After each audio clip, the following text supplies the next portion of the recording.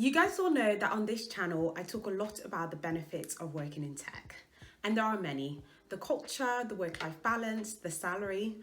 But on today's video, I wanted to talk about some of the realities of working in tech and cover some of the things that I wish that I knew before pursuing a career in this industry.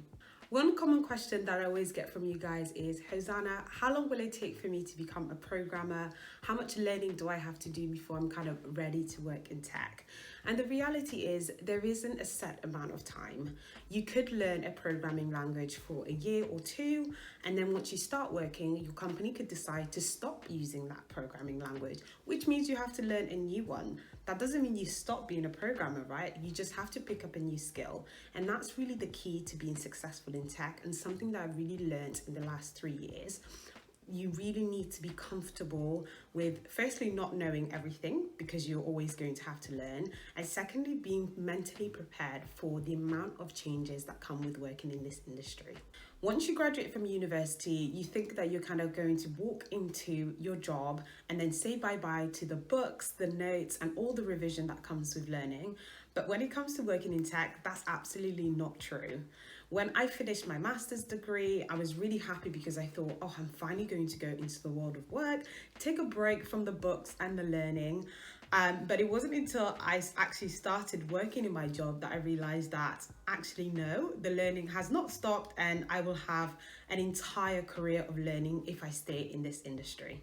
You guys all know that certifications are massive in the cloud computing space, because I talk about this all the time on my Instagram, and I've definitely had to take them in the last 3 years of my tech career as part of my job requirement. So this isn't something that I actually knew when I kind of started my job, but once I was in, it was part of kind of my skilling up and my training plan to do my certification. So over the last 3 years, I think I've taken about 2 examinations per year for my certifications, which doesn't sound like a lot, but it really is when you take into consideration the fact that I have to do this on top of my day-to-day job. You guys know that I work in tech sales, which is a client-facing role, which means that there's a lot of activities that comes into this job. I have to do a lot of traveling, I have to do a lot of client meetings, and just a lot of background stuff to ensure that I complete the tasks for my day-to-day job. So having to do certifications and really having to study for them does take a lot out of you. For example, I think I studied for my Azure 104 administrator exam for about 4 months. So for 4 months, I studied every day after work and pretty much all of the weekend.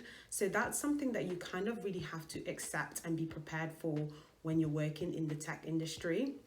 So you may not have to do certifications if you're not going to cloud computing, but you may have to do other type of examination, or you just have to do general learning. Like I said, tech is always changing. So I just want you guys to be prepared for that.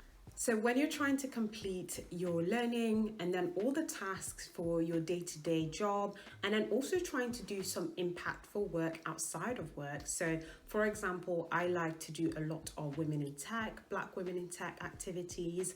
I've kind of fed the homeless. I've worked with kind of girls in schools and done presentations and things like that. So when you're trying to do all of those things, another thing and another reality that comes with working in tech is burnout and stress. So unfortunately, this isn't just anecdotal, so it's just not my experience or anything like that.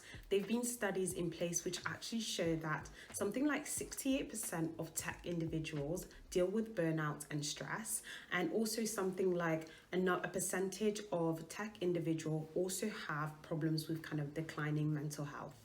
So this is a serious problem within our industry, guys, and something that unfortunately I should hope that you don't have to prepare for, and that things are hopefully moving and changing in a different direction, but it's definitely something that many of us have to deal with. I can't tell you the amount of times that I've definitely felt stressed at work and definitely felt kind of burnt out. And this is definitely not because of the culture in the company or in the industry at all, because obviously you guys know I've said in the past that work-life balance is great, and the culture is, I think, much better than other industries like, you know, finance and those kind of industries where traditionally it's more kind of rigid and there's set hours, and I'm sure they also definitely deal with stress. But I think the stress and burnout for the tech industry comes from the fact that I think you can just continuously work, and then because you're kind of working from home or not having kind of the same kind of set hours, like I said before, that kind of has like the flip effect as well. Because you're kind of working from home, your home life and your work life start to blend, so that when you're kind of using your device outside of work hours, you kind of start to think, oh, maybe I should be working, or maybe I should just send that email. One thing that I've definitely had to learn and make sure that is a reality for me is that I need to be really strict with my time and my diary and make sure that work doesn't kind of engulf my personal life. I've had to realize that just because I'm working from home, that doesn't mean that I need to be working every single waking minute, you know, when I'm watching TV, when I'm having lunch, before I go to bed and things like that. So it's realizing that you need to be strict with yourself, because that stress, that burnout is definitely going to have a negative impact on kind of your work and also your mental health, and it's really not acceptable. So for me, over the last 3 years, one thing that I've learned is that I have these working hours. Of course, if I'm working on a big project, I can go back and do a little bit more work, but I'm definitely not needing to kind of run myself into the ground, because babe, it's just a job. You definitely can't let it impact your personal life to a point where, you know, you're having such negative kind of experiences. Working in tech means that you are going to be working with some of the smartest, most intelligent people in the world. You're definitely going to meet and work with people whose program is in this amazing application that has done something completely incredible to change the world, or they've sold something that has a massive impact in an industry like healthcare, or something like that. And you're definitely going to feel like, oh my God, I'm around people who do some mind-blowing things. And that is great and definitely comes with some benefits. But the one thing that comes with it that's quite negative and hard to deal with is imposter syndrome. Imposter syndrome is the feeling that you are somehow a fraud and don't deserve your accomplishments. And I'm coming with you guys with facts today, because something like 58% of tech employees deal with imposter syndrome. So much like stress and burnout, this is actually, again, a serious problem within our industry. And I'm telling you guys, I had no idea what imposter syndrome was, what it meant before I started working. And unfortunately, it's definitely something that I've had to deal with in the last 3 years. I actually did an entire video on imposter syndrome and how you can overcome it, and I will kind of pin it at the top, whichever side it is. But it's definitely something that I know that most of my friends and my colleagues who are working in tech also I've had some experiences with. I remember starting kind of on my first day, and over the first few months I was really excited and kind of really happy, and just like, I can't believe, pinch me, I've made it, mama, I've made it, and all of that good stuff. But definitely as time kind of went by, I definitely started to feel that imposter syndrome feeling. It went from, oh mama, I've made it, to, oh my God, damn, like I'm actually working here. Like, how am I working here? I kept feeling like they're going to kind of like come in one day and kind of just, I don't know, fire me and just be like, we accidentally gave you the job offer. You definitely should not be here. And I think it's because, like I said at the beginning, you obviously deal with some amazing people within the industry, but also it comes with other things like the learning aspect of it. You have a lot to learn. And when you feel like you can't learn, or you're struggling to learn, that really impacts your mental health. And there's a lot that you're not going to know. And if you're coming from university where everything is kind of set up for you, and you know, okay, so I've got a 66% this year, I need to get this much together first, and I've got this many modules, and it really is going to take me this and this for me to get to a grade. When you're at university, you're kind of more comfortable because you feel like, I know what I'm doing. And I know that some people might and have suffered with imposter syndrome while they were at university, but I was lucky that I didn't, and I didn't really know anybody at house who did, or we really didn't have a term for it at the time, so you weren't as aware of it. But coming into the workplace, I think definitely amplifies that, because you go from that structure to being kind of plopped into this new industry with all this new stuff and so much to learn and so much to do, and so trying so hard to impress everyone around you, that the imposter syndrome certainly will start to kick in. This is something that I really wish that I knew more about before I started, and knew ways in which to deal with it and manage it. I feel like there's a lot more influencers, content creators, people in general talking about imposter syndrome now, which is great. But when I first kind of started my career, there definitely wasn't as much. And as I said, I didn't even know kind of what it was and if it had existed. So what I will say is that if you're thinking about coming into tech and kind of working within the tech industry, think about whether or not you think imposter syndrome will affect you. I've already kind of given you the statistic, and that's obviously not for definite, but there may be, and there probably will be, people out there who don't deal with imposter syndrome. So if you're one of those people who think, oh, I'm not going to deal with it, that's great. I think that's fantastic for you, and it's going to be really helpful for you and being in the industry. But if you're someone who thinks that, yeah, I've kind of dealt with this feeling before, I dealt with it at university, or me explaining it kind of gives you a feeling like, yes, okay, I might deal with it as well. Try and kind of watch some videos, prepare yourself, and then try and do your best to overcome it. It's definitely a long period thing. It's not something that you can kind of be like, oh, I've learned about imposter syndrome, that means, I'm going to be able to get over it. No, I know people who have been working for years and years and years, and even people like Albert Einstein and Maya Angelou were quoted with dealing with imposter syndrome as well. So you definitely won't be alone, but I definitely think if you can find a way to manage it and deal with it, it will definitely be better for you in the long run.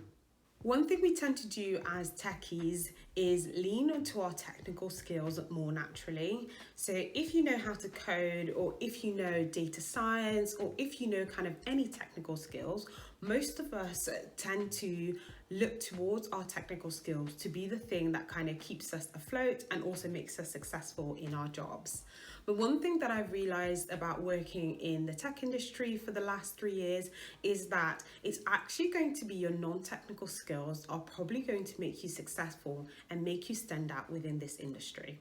And yes, absolutely, your technical skills are important, and I always encourage people to know what the technical requirements are for the role, to polish them up and make sure you're ready for when you're starting your job. But the thing about working in tech is that you're going to spend most of your time with people. You're going to spend most of your time working with people on a continuous basis, both internally, so your colleagues and your teams, and externally, so customers, and having to speak to them about their technology, their strategy, their business outcomes. So in order for you to do well in the tech industry, you need to have really strong people skills. Communication, negotiation, and generally working well in the team are skills which are just important as programming, data science, and any technical skills that come with working in the industry. I've definitely spent a lot of my time and effort over the last 3 years polishing up on my non-technical skills.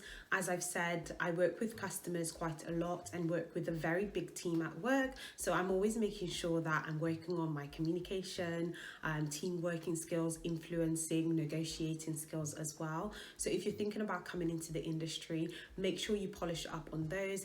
And you can do this by trying to work as a team or in a team as much as possible in anything that you do. So if you're currently at university, for example, because I know I have a lot of kind of uni students who watch my videos, make sure that you kind of join a society or do any kind of projects that you have at university in a team. And I think that's the best way for you to get better and stronger personal skills. I don't think anything quite prepares you for the reality of being a woman in tech, and specifically a Black woman in tech like myself. Unfortunately, there isn't much diversity within the industry, and naively, this isn't really something that I thought about before coming into tech and kind of getting my graduate job.